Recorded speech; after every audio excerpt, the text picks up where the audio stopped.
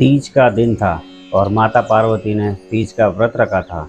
लेकिन जब पार्वती माता के व्रत खोलने का समय हुआ तब भगवान शिव को उनके साथ थोड़ी हंसी ठिठोली करने का मन हुआ और माता पार्वती को चिढ़ाने के लिए कहीं छिप गए। अब माता पार्वती के व्रत खोलने का समय था, इसलिए वह भगवान शिव को ढूंढ रही थी। उन्हें शिव जी को हर दिशा में हर जगह ढूंढा, गुफा, जंगल, पहाड़ी, लेकिन माता पार्वती को शिवजी कहीं नहीं मिले। और अंत में थक हार कर माता पार्वती एक खाली मैदान में बैठ गई और शिवजी के आने का इंतजार करने लगी। समय बीतता गया लेकिन भोलेनाथ नहीं आए।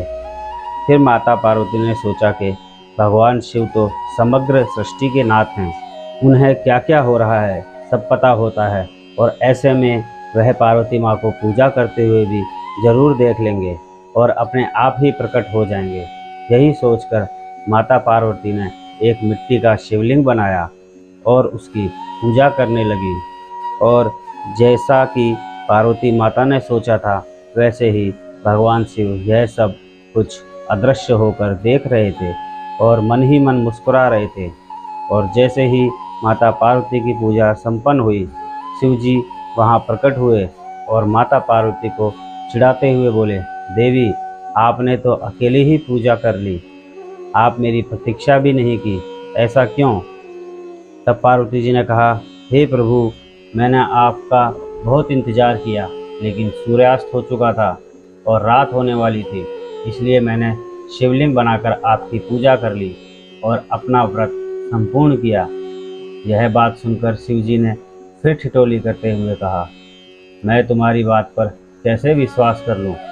क्या इस बात का कोई साक्ष्य है तुम्हारे पास?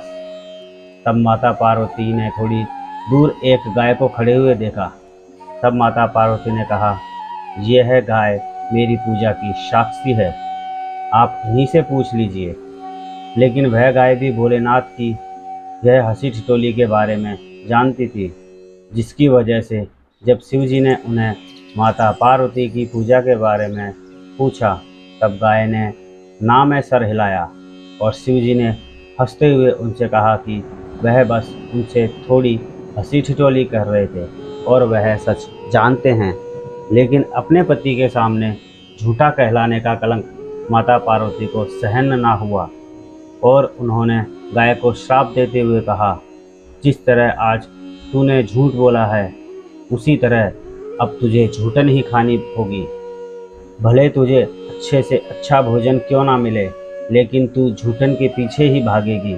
यह सुनकर गौ माता बहुत ही दुखी हुई और तब शिवजी ने माता पार्वती को बताया कि उस गाय ने मेरे कहने पर ही झूठ बोला था और उसका इसमें कोई दोष नहीं है। यह बात सुनकर माता पार्वती को अपने श्राप पर बहुत दुख हुआ और उन्होंने गौ माता को यह आशीर्वाद दिया कि वह दिव्य जन्मा है और उनके सभी गुण जैसे हैं वैसे ही रहेंगे, लेकिन उनका दिया गया श्राप अब नहीं टल सकता। दोस्तों, यह थी आज की कहानी। दोस्तों, अगर आपको यह वीडियो पसंद आई हो तो जय माता दी अवश्य लिखें।